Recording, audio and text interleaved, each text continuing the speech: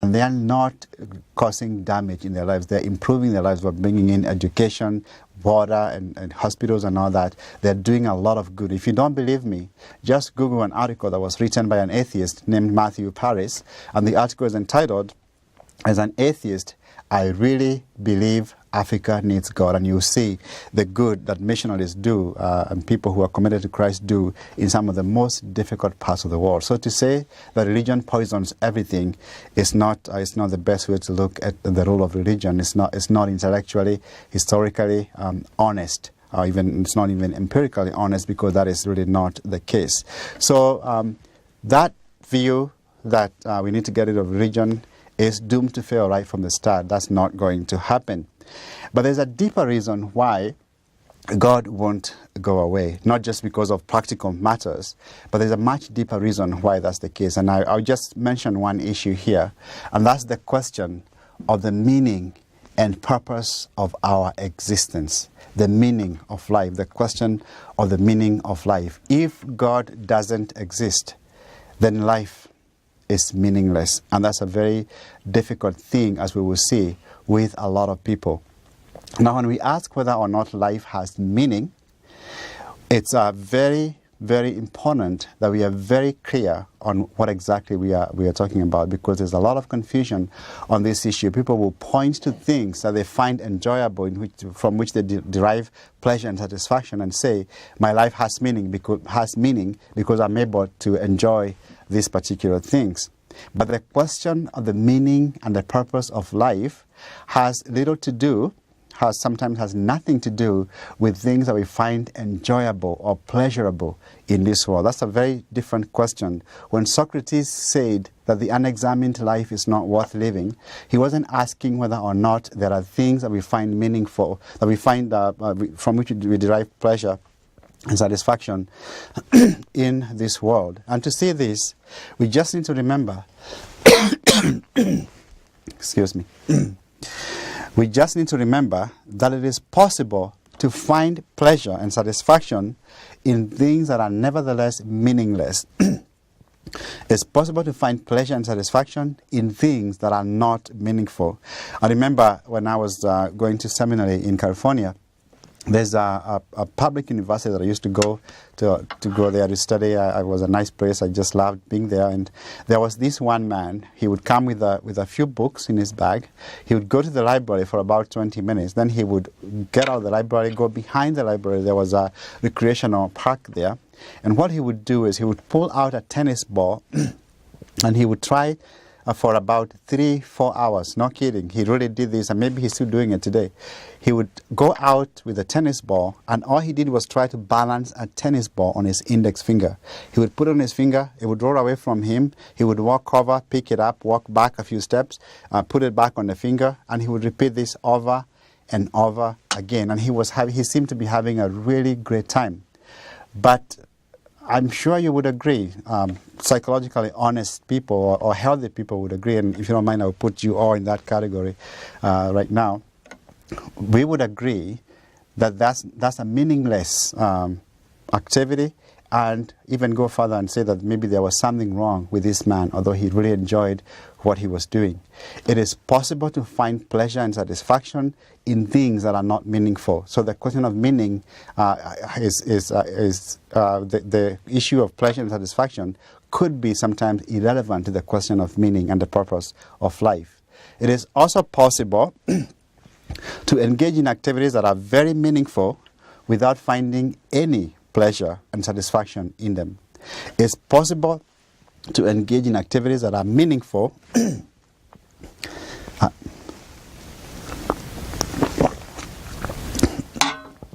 I haven't spoken the last few days, so my voice will be fine as we proceed. But I was saying it's possible to engage in activities that are meaningful without finding any pleasure and satisfaction in them. This is, for example, the case with people who take care of ill or disabled relatives. They would wish their loved one was not in that condition, and yet they take care of them day in, day out, not because they have a lot of pleasure in taking care of somebody in that condition, they do it because of the person. It's meaningful to take care of a person in that condition. I remember making this point when I was speaking at a place, I think it was in North Dakota, when somebody shouted at me, this person said, "I can tell you something else that is very meaningful, very meaningful, but not enjoyable, not pleasurable." And I said, "What is that?" This person shouted, "Giving birth." Very meaningful, not necessarily enjoyable, I am told. So when we ask whether or not life has meaning, what we want to know is this: do the things we do and who we are as human beings in this world, do they amount to anything in the end, or is everything at the end a big fat zero? The French existentialist Albert Camus said that the most important question in life is a question of meaning, of suicide. He said, why continue living? Why not commit suicide? He said, everything else in philosophy is elementary when you consider the question of why continue with your existence. And I'll just read another quote here, just because this is an issue that some people like to dispute, but I think it's really clear that if God doesn't exist, nothing we do in this world in the end matters. And this is how Bertrand Russell, who's one of the most respected philosopher mathematician of the last century, said. He said this: that man is a product of causes which had no prevision of the end they were achieving, that his origin, his growth, his hopes and fears, his loves and his beliefs are but the outcome of accidental collocations of atoms, that no fire, no heroism, no intensity of thought and feeling can preserve an individual life beyond the grave, that all the labors of the ages, all the devotion, all the inspiration, all the noonday brightness of human genius are destined to extinction in the vast death of the solar system, and that the whole temple of man's achievement must inevitably be buried beneath the debris of a universe in ruins. All these things, if not quite beyond dispute, are yet so nearly certain that no philosophy which rejects them can hope to stand. Only within the scaffolding of these truths, only on the firm foundation of unyielding despair, can the soul's salvation henceforth be safely built. That when you think about life and everything we are trying to achieve in this world, you have to come to the point where you admit to yourself, where you agree that there is nothing we do in this world, not even us as human beings, in the end matters. Everything comes to an end and life doesn't matter at all. Maybe you've never had the struggle or taken the time to consider this issue, this question of the meaning and the purpose of life. But I want to tell you, it's really not a joke. I have personally talked to people who have told me that the only reason they have chosen not to take their own lives is because of the fear of the unknown. There are people who live with this kind of struggle, asking these type of questions about the meaning and the purpose of life. I read a statistic recently that I'm still having a hard time wrapping my mind around, and it was this: the U.S. loses 400 medical doctors every year to suicide. 400 medical doctors to suicide. This is a serious issue about the meaning and the purpose of life. And yet, if you think about life and you come to the conclusion that God doesn't exist, that your life really is meaningless, that seems like a very logical step to take. But of course, if God exists, then life does have meaning, and it's our existence in this world has a purpose because God put us here for a reason. Again, Socrates said that the unexamined life is not worth living. And I'm saying this: the examined life, examining your life, if God doesn't exist, the examined life may also not be worth living. Obviously, if you don't have any of these struggles at all, you never think about the meaning of life, that's not an issue you worry about at all. If it turns out that God doesn't exist, it wouldn't matter for you, because when you're done, when you die, you're finished. All of us, we are all gone, and there's nothing to worry about. We wouldn't be there to worry about anything. But what if it is true that God does, in fact, exist? The worst thing you can do is to brush God off. So this is a truly significant, truly important question that none of us can afford to ignore. So my first point was, this question is an indispensable one for any human being. Looking at our world, we cannot understand our world today without religion, and even deeper than that, the purpose of our existence, the meaning of life in this world is such an important issue that we cannot afford to ignore it. And if God does exist, the worst thing you and I can do is to brush him off, to believe as though God doesn't exist. Now, the fact that pragmatically we cannot understand our world without religion is intellectually respectable, and it deals with the issue of the question of the meaning of life and all that. That doesn't lead to the conclusion that therefore God exists. It doesn't lead to that conclusion. So what I want to do in the next few minutes is to give you some reasons why I think it makes sense for us to believe in God and to worship God, even without first looking at the Bible, although we'll be finishing there. And the first thing that I want to offer is this: the origin and the nature of the universe. The origin and the nature of the universe. The universe that we inhabit points us to the existence of God. See, the most basic assumption of atheism today is a view called physicalism, the view that only the physical universe exists. There is nothing outside the physical universe. The physical universe is a closed system. That's what you have to believe if you are an atheist today, that God doesn't exist. There's no immaterial realities and all that. I know we can go into detail trying to define these terms, but I'm trying to make sure that we don't get sidetracked too far into details on these issues. But if you deny the existence of God, you are left with the view that only the physical universe exists.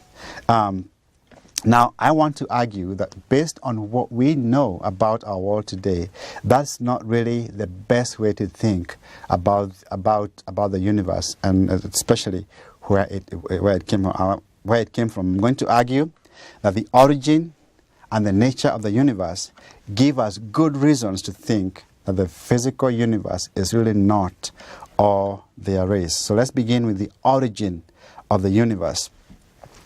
Human beings have always had a suspicion that there is something beyond the physical universe, that the physical universe is not all there is. They have tried, for example, philosophers have tried to argue this point using just philosophy, and they have come up with arguments that I think are pretty good. Because when you look, for example, at the nature of time, time is made up of moments that succeed each other. You can count it in seconds or hours or weeks or years or months or whatever. For example, we are in the year 2014. It's been 100 years since the year 1914, 200 years since the year 1814, and so on. And we can just keep going back in the past. The problem is this: if the past is infinite, we will never be able to get to the year 2014. That would never be possible. Let me give you an example. Take, for example, let's assume the year 2014 is a domino. Let's mark it X. If an infinite number of dominoes had to fall before we could get to this domino X 2014, we would never get to the present. And yet, here we are. So the past, philosophers have argued, cannot be infinite in the past. And even if it were possible for us to cross an infinite number of moments to get to the present, we could never do so by adding one moment after another.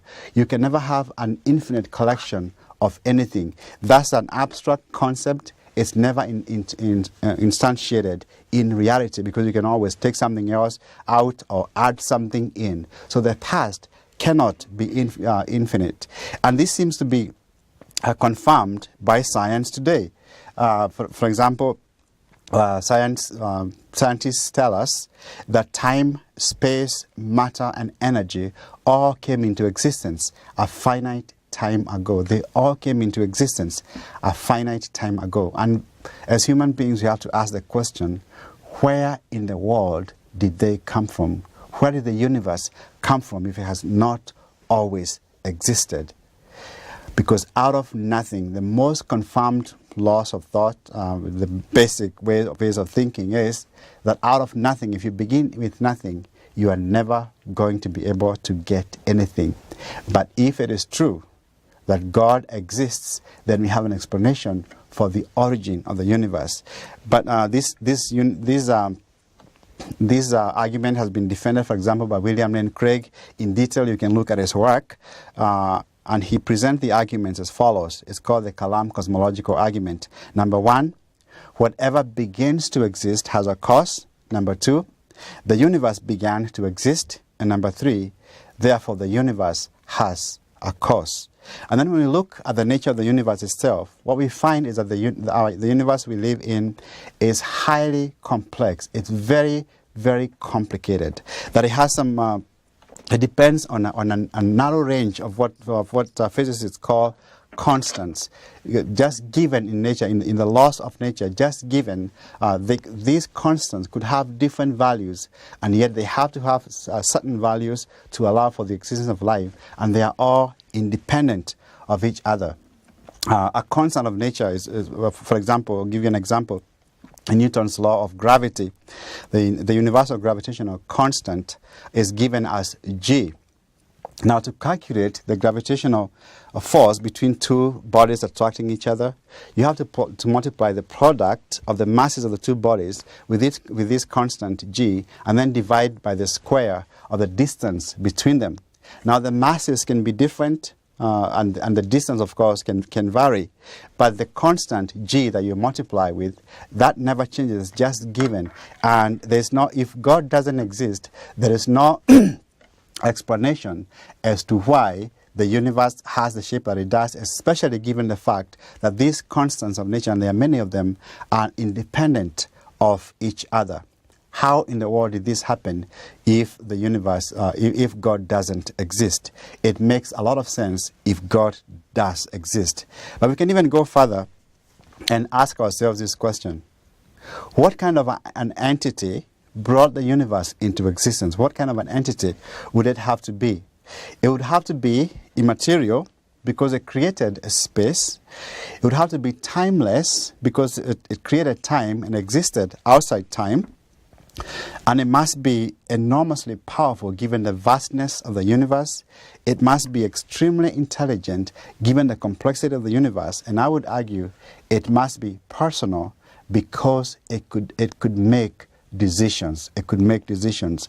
These are the very attributes that our theologians have always given to God. And so even from science itself, what we know about our universe leads us to God. I know there are many models being developed to try and avoid the beginning of the universe, but the accepted view today is that the universe began to exist. That's the accepted view. And so given what we know now, what science is telling us is that the universe was created by an intelligent being, by God, and so the physical universe really is not all there is. Reflecting on all this, Dr. Arnold Penzias, a Nobel Prize-winning astrophysicist who discovered the cosmic microwave background radiation of the universe that provided further evidence for the Big Bang, said the following: "In order to achieve consistency with our observations, we must assume not only creation of matter and energy out of nothing, but creation of space and time as well. The best data we have are exactly what I would have predicted had I nothing to go on but the 5 books of Moses, the Psalms, and the Bible as a whole." Similarly, years ago, Robert Jastrow, who was the head of the NASA's Goddard Institute for Space Studies, said the following, and himself, he wasn't a believer. He said this in his book, God and the Astronomers. He said this: "For the scientist who has lived by his faith in the power of reason, the story ends like a bad dream. He has scaled the mountains of ignorance, is about to conquer the highest peak. As he pulls himself over the final rock, he is greeted by a band of theologians who have been sitting there for centuries." The origin and nature of the universe point powerfully to a reality beyond the physical, and this reality, I would argue, is God. This is how the psalmist put it. Psalm 19, from verse 1 to verse 4. The heavens declare the glory of God. The skies proclaim the work of his hands. Day after day they pour forth speech. Night after night they reveal knowledge. They have no speech. They use no words. No sound is heard from them. Yet their voice goes out into all the earth. Their words to the ends of the earth. And in Genesis, the way the Bible begins, in the beginning, God created the heavens and the earth. The Bible has proven itself over and over again in these matters. And once again, all these points us to the existence of a realm beyond just the physical, to the existence of God, I would argue. So the origin and the nature of the universe point us to God. The other reality with which we are all confronted, and which we cannot rationally deny, is the reality and power of morality in our world. The reality and power of morality in our world. Our experience of right and wrong. Our experience of morality. Not only do we live in a universe that had an origin, it began to exist, is highly complicated.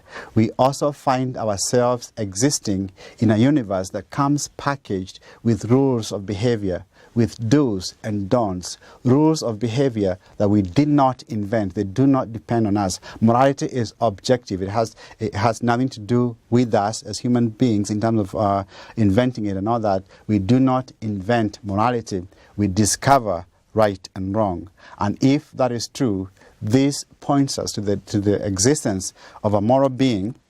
And the Bible says that we were made in his image, and this fits very well with our experience. So what do I mean when I say that morality is objective? To say that morality is objective is to say that whether something is right or wrong does not depend on people's beliefs, opinions, or contracts. If something is right, it is right, even if everybody in the world came to believe that it is wrong. And if something is wrong, it's going to be wrong, even if everybody in the world came to believe that it is right. That's what it means to say that morality is objective. We do not invent the laws of morality. We discover them. We find ourselves existing in a world that simply has these laws given to us, these laws of right and wrong. And just think about yourself. Think about things that you consider to be very unjust in this world. For many atheists, it would be the Inquisition or the Crusades and all that. They are prepared to say that those are objectively wrong. But there is a lot of injustice that goes on in this world.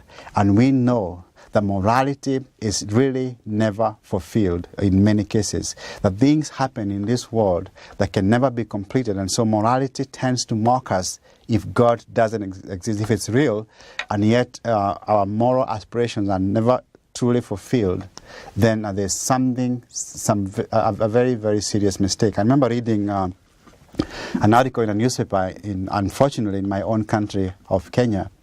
And what this article was about a woman who had gone to the hospital. She had given birth to a child through C-section, and in the process, the doctors had cut the baby's face several times, and the baby was having a very hard time breathing. The baby could not breastfeed and breathe at the same time. And so the mother naturally was very worried about it. But they told her, you just take your baby home, the baby will be fine in just a few days. Well, the baby wasn't fine in just a few days. When she came back to the hospital to bring the baby back to the hospital so the doctors could look at the baby, you know what she was told?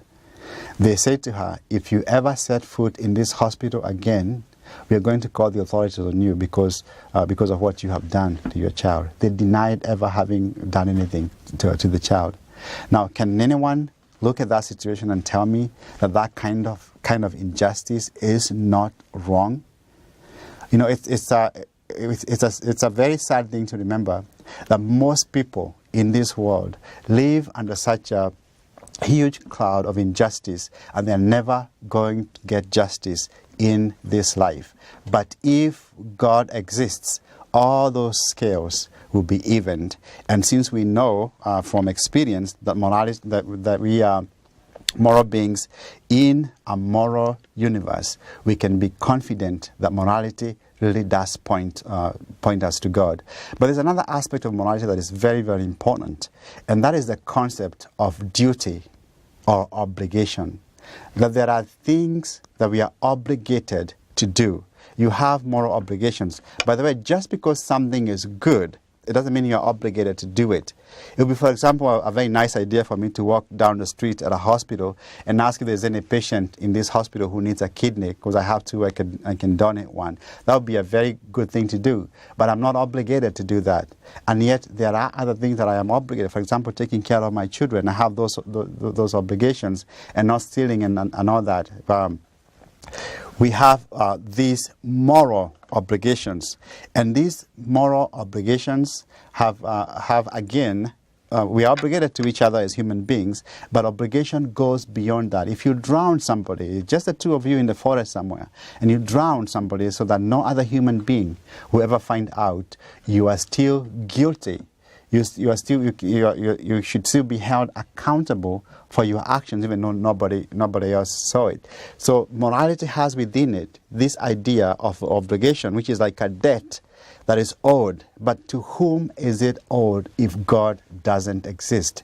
That's why I love this topic of morality, because it, to me, I think is one of the clearest pointers to our divine origin, that we were created by a God who is a moral being and who made us in His image. So what the Bible says seems to fit perfectly with our experience in this world. But we can even go further than that and ask ourselves this question: what an amazing coincidence would it be that there is this realm of morality, right and wrong, that we are not connected to, and yet we happen to be the kinds of creatures that have immediate awareness of this morality. We are immediately aware of it, and then we recognize ourselves as having intrinsic value and intrinsic worth as human beings, that morality applies to us. There are things that we should not do to other human beings, and also we are made with free will. We have free will, and we can make choices, and then we have all these checks and balances that keep us connected to this realm of morality, like shame and praise and blame and all this. How do all these things conspire to work together to make us connected, to connect us to this realm, if we were not made by a moral being? All these issues make sense. They fit perfectly if we were created by the living God. And many philosophers, including many atheists, acknowledge the point, and they say that if God doesn't exist, then we should stop talking about objective morality and maybe try to account for morality in a different way. For example, through evolution, through contracts and all that. But when you do that, you've given up the concept of the objectivity of morality. You give that up, and then whatever we decide as human beings, if the buck stops with us, if what we decide is what is moral, then almost anything goes. We may forego some things because they may not have survival value, and we care about our own survival, but there will be nothing wrong with anything that we do in this world. So our experience of morality in this world points us to the reality of God. The argument can be stated as follows: if moral values and duties are objectively real, then God exists. Objective moral values and duties are objectively real, therefore God exists. Or that should be: moral values and duties are objectively real, therefore God exists. So my first major point was that the question of God's existence is one of the most important, probably the most important question any human being can think about. And the second is that we have good reasons to think that God does in fact exist. We have good reasons to think that God does in fact exist. The physical universe is not all there is. We live in a complicated universe that has morality built into it, and we are made in such a way that we are able to recognize this moral realm and even to understand this universe. And that makes sense if our source is an intelligent, moral being. So theism is a much better explanation of our existence in this world, and it gives us the meaning and the purpose that we are all looking for in a very powerful way. And the final point that I want to make is that God has revealed himself in the person of Jesus Christ. That's just what I said when I talked about the contribution that the Bible makes to this issue. God has revealed himself in the person of Jesus Christ. Because what we have said so far may lead us to the conclusion that there is a reality beyond the physical, and it has all those characteristics that I was talking about, but that hasn't led us to the one God worshipped by Bible-believing Christians. How do we get from there to the existence of God worshipped by Christians? And that's why we need to look at the contribution that the Bible makes to this whole debate. Now, one of the questions that I'm asked, and many people ask this all the time, is this: have you looked at all the worldviews in existence to make sure that you haven't missed something? Is it not possible that of all the views out there that you have missed something? There may be another one that is more coherent than theism. How can you be so confident that your faith in God, the Bible, is the word of God, when you haven't read each and every other book and looked at all the other ways of thinking about the world? Now, that sounds like a very daunting question, but the answer to it is really not that difficult, because all the worldviews in existence can be grouped under three categories depending on what they say about God and the universe. So depending on what a worldview says about God and the universe, it will fall under one or three categories. On the one extreme, you have the view that only God exists. The universe doesn't exist. And this is why you'll find many of the Eastern religions and the New Age movement and all that reality at its core is all one inclusive whole. And you ask yourself the question, what about all the people and the desks and the cameras and everything that I may be looking at? What about all these things? What they tell you is this: those things are like drops out of the ocean. If you take the drop and put it back in the ocean, its individuality disappears, and all you have is just water, just the ocean. And we suffer illusions when we see all these different distinctions. So if we can learn how to meditate and get to the state where we only see this all one inclusive whole, then we'll see that everything is one. Only God exists. On the other extreme, you have the view that only the universe exists. God doesn't exist. Only the universe exists. And under that, you obviously have naturalism, and different types of naturalism come up under that. And that's why you find atheism as well. Only the physical universe, only the universe exists. In the middle, you have the view that both God and the universe exist. God is eternal and uncaused, and the universe was created by God. And under that, you have Judaism, Christianity, and Islam. So it's really not difficult to evaluate all these views without being experts in all of them. All you need to know is what they say about God and the universe. Now, we don't have the time to offer a critique of these different views. That's a lecture for another day.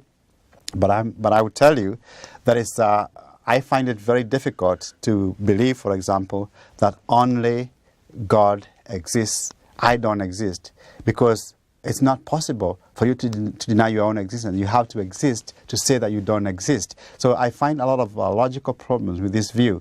And when they tell me, for example, when talking about the problem of evil, that what I have to do is to learn how to meditate and then see that everything is one so that evil disappears, I am still hurting. So it doesn't even work in practice. It's a serious problem. I remember speaking to a friend of mine who is deeply committed to this way of thinking, the New Age movement and all that.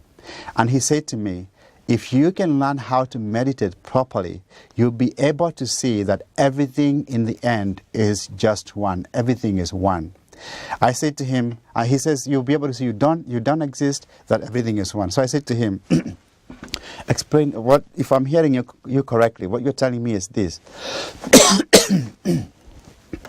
that That if I can learn how to meditate and I achieve that goal of learning how to meditate, once I achieve it, I cease to exist. He said, yes. That's what I'm telling you. I said to him, have you been able to do that yourself? And he said, yes.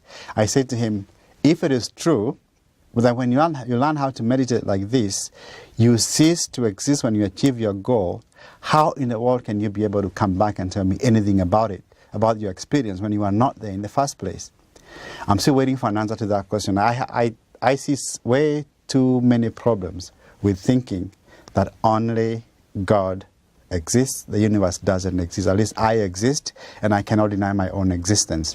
What about the view that the physical universe is all there is? Well, we've talked about that quite a bit. The physical universe is not all there is, given what we know about our own existence in this world. So it's really not difficult to deal with these issues without being an expert in all of them. So why the Bible? Why settle with the Bible? Or what contribution does the Bible make to all this debate? And the answer, the old Sunday school answer to this question is Jesus. The answer is Jesus in this case. His death, his resurrection, his life, his teachings, he proved that he really was who he said that he was.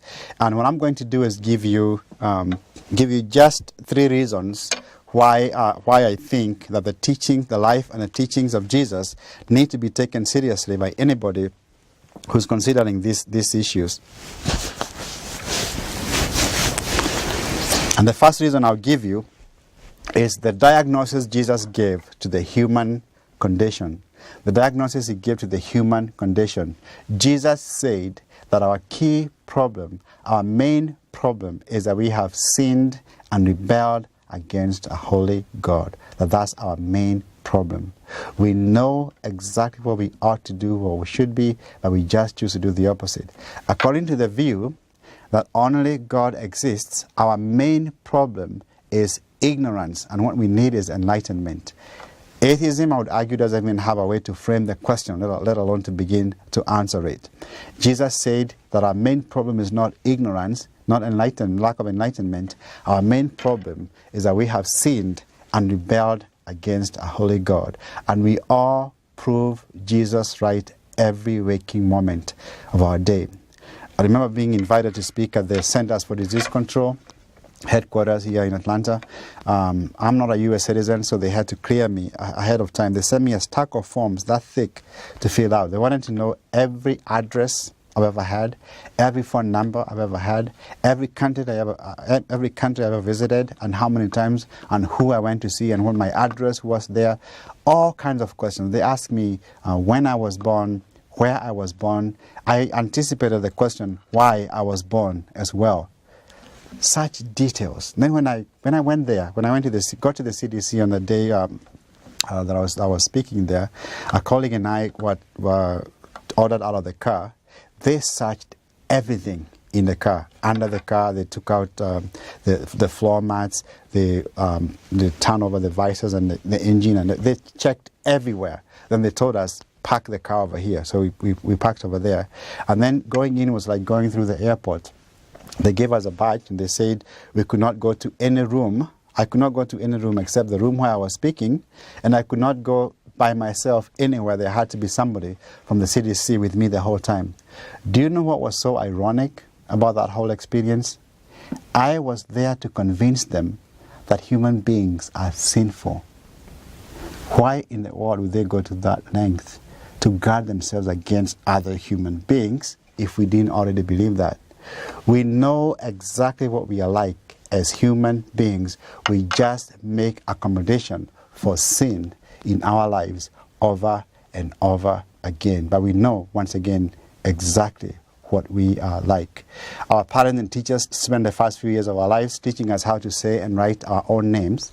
And then we spend the rest of our lives traveling around with photo IDs to prove that the names we call ourselves are really our names. We invent superb machines like computers, but we also have to invent sophisticated software to keep those machines safe from viruses which we ourselves create. It is not enough to have an email account or a bank account. you also need a password not only to you to protect yourself from other human beings. We make accommodation for sin, and we become used to living like that so much that we don't really see its destructiveness, and it becomes an old friend. But the Bible has a very grim view of what sin is, because sin is a defect in our being. It was not meant to be the original part of who we are as human beings in this world. It distorts God's people into grotesque distortions of what God intended for them to be. Jesus said that our main problem is sin, not ignorance. When some misguided young man breaks into the local gas station, we are told that some education and a little training in manners would solve that problem. What do we say when our Ivy League educated luminaries bankrupt our financial systems? D.L. Moody said this, that if a man is stealing nuts and bolts along the railway line, and you take him to college and educate him, by the end of his college education, he'll be able to steal the whole railway line.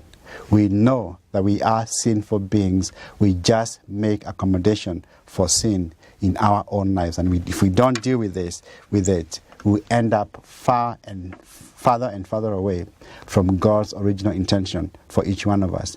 But Jesus did not just diagnose the problem, he also offered a solution on the cross. He offered a solution on the cross. He died in your place and in my place, thereby honoring God's justice for demonstrating God's love at the same time. He solved that problem. He diagnosed the problem, then he offered a solution to the problem. And thirdly, his influence throughout history is undeniable. His influence throughout history is undeniable. H.W. Leckie, who was not a believer, wrote the following, looking at the life of Jesus. He said this: "The simple record of these 3 short years of active life has done more to regenerate and soften mankind than all the disquisitions of philosophers and all the exhortations of moralists." This was not an unbeliever commenting on the life of Jesus. It's undeniable what his teaching and his life has done throughout history. And he continues to change not just history, but individual lives even today, just as he changed mine. I did not grow up in a Christian home. I did not know anybody among my relatives who was a believer. And the only people that I knew who were believers in our neighborhood had some very strange behaviors. The women wore long dresses and they covered their heads, and they would never take their children, or they would not go to the hospital. And some of the women died of childbirth, and their children kept dying of easily treatable diseases. And that was a very, very troubling thing. They call themselves born again. They claim to be born again. And I remember my family, my friends and I we were all very concerned about them. The very last thing we wanted to do was to be identified with anybody who read the Bible or who believed in the Bible or who claimed to be born again, because it was like the end of the world to us. But I remember my family moving to a different place where there were other types of Christians who looked normal, and yet they believed in the Bible. So I started to take it a little bit more seriously. And a missionary friend of mine who's from the U.S. actually took it upon himself to help me understand what the Bible was about. So I ended up giving my life to Christ. And during the time that I gave my life to Christ, God did amazing things in my life in answer to prayer. Now that I won't go into that right now. But my mom and dad were having serious problems, backing up a little bit further a couple of years before. And they had sent my sister and I to go and live with my grandmother. And my grandmother was like a second mom to us, because we lived with her for almost a year or 2 years, just my sister and I. So we got to know her really well and to love her. She was highly respected in her neighborhood. She was also addicted to tobacco. She used to sniff tobacco. When she ran out of it, we would walk long distances even at night to get it for her. And she was also very much afraid of death because of some superstitious ideas that she held. So when I became a Christian, I wanted to share this message with her. I could not wait for her for me to go to her place, or for her to come over so I could tell her about salvation. When I did, I told her about the Bible and about God and all that. She was very disappointed in me. She said to me, the only reason you have fallen for the white man's religion is because you are too young to understand what these people did to us. She had watched as a kid the missionary come in and the colonialists came in at the same time. They had taken everything from her family and she wanted nothing to do with their religion. But I kept praying for her and trying to explain the gospel to her, and there was no reaction. Before I left Kenya to come to the US, I took another chance to explain